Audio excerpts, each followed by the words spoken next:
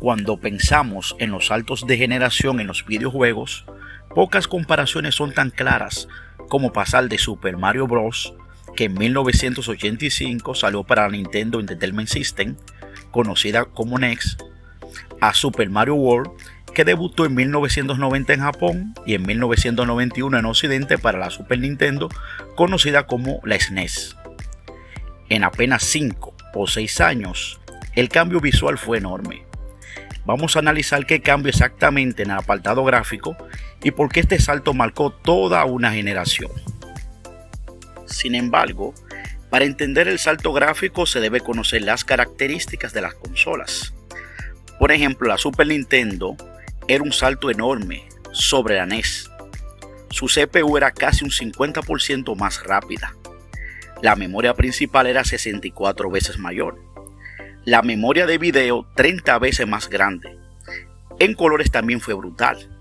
De apenas 25 en pantalla en la NES, pasamos a 256 en la Super Nintendo. Más de 10 veces. Y la paleta total saltó de 54 colores a más de 32.000. Más de 600 veces más opciones de colores. Además, podía mostrar el doble de sprites en pantalla sin tanto parpadeo. Esa es la diferencia que explica por qué Super Mario World luce tan diferente a Super Mario Bros. La NES era una consola de 8 bits, lo que limitaba mucho cómo se podían dibujar los personajes y los escenarios.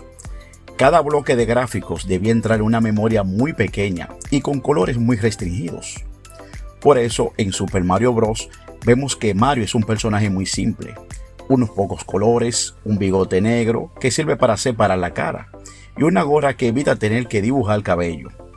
Todas esas decisiones venían de la limitación técnica.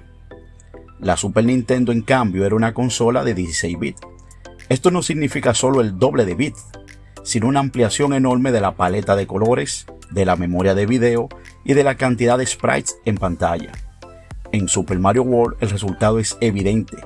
Mario ahora tiene más tonos, más definición y detalles como el sombreado en su ropa, la expresión en su rostro y hasta animaciones más fluidas. En la NES apenas se podían usar alrededor de 25 colores en pantalla al mismo tiempo. Eso obligaba a reutilizar paletas y a simplificar muchísimo los escenarios. Por ejemplo, en Super Mario Bros., las nubes y los arbustos son el mismo gráfico recoloreado, blanco para nube y verde para el arbusto. La Super Nintendo podía mostrar hasta 256 colores simultáneos, elegidos de una paleta de más de 32.000. Eso significa que los artistas ya no tenían que engañar al ojo con trucos baratos.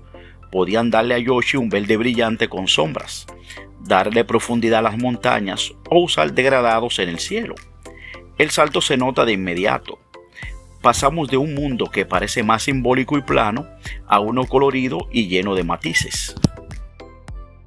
En la NES, Mario y los enemigos tenían que caber en sprites muy pequeños y limitados, lo que resultaba en movimientos rígidos y detalles mínimos. Además, la consola solo podía mostrar 8 sprites en una misma línea de pantalla. Si había más, aparecía el famoso parpadeo o flicker. En Super Nintendo, el límite subió a 32 sprites por línea, es decir, el doble en total, lo que permitió llenar la pantalla con enemigos, plataformas móviles y elementos decorativos, sin que desaparecieran o parpadearan. El sprite de Mario en Super Mario World no solo es más grande, sino que cuenta con más cuadros de animación.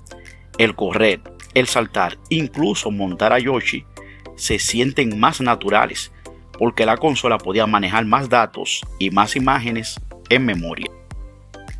Uno de los cambios más importantes fue el manejo de los fondos.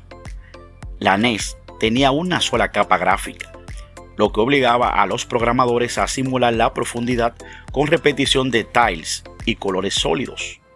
Por eso los escenarios en Super Mario Bros.